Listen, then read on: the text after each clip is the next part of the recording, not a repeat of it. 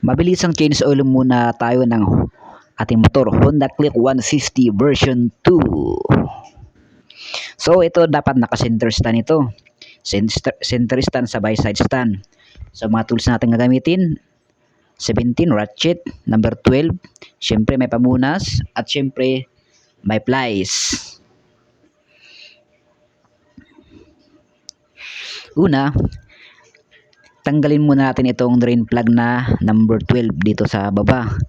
Ito ang drain plug. Gamit natin ang socket wrench na number 12 na pangluwag. Siyempre ratchet. Yan. Pag maluwag na, kamayin na natin yan para mabilis. O, bilisan mo na. Yun. And then after that, dito naman tayo sa taas. Sa lagayan ng langis. Gamit tayo ng plies sa kasapin para hindi magasgas. Yan, counterclockwise.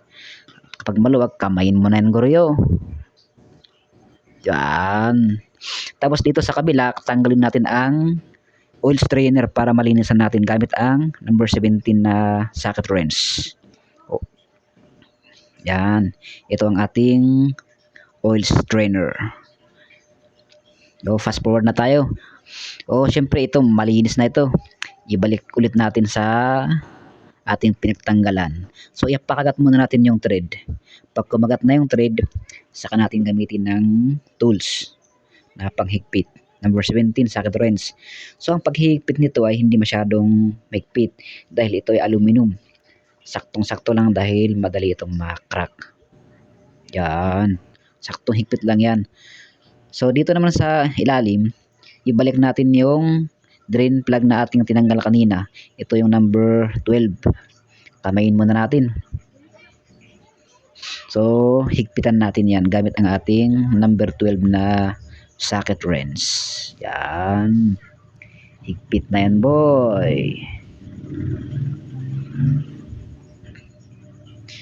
So, ang ating gagamitin ngayon na oil ay Shell Advance Semi-Synthetic Oil. Dahil maraming feedback sa Facebook na nababasa ko na maganda raw itong langis para sa ating motor. Kaya subukan na natin itong oil. So, ang gagamitin natin ngayon ay improvise lang na 1.5 na aking ginupit dahil wala tayong available na imbodo. Yun, very good. Walang natapon. Ilagay na natin to lahat dahil ito ay 0.8 liters lang. So, pagkatapos nan, ilagay na natin itong cover ng pangtaas, dipstick. Yun, ikutin mo na yung guryo.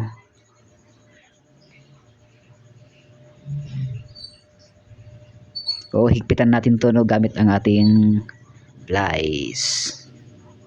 Yan. So, ganun lang kadaling mag-change oil mga kaibigan.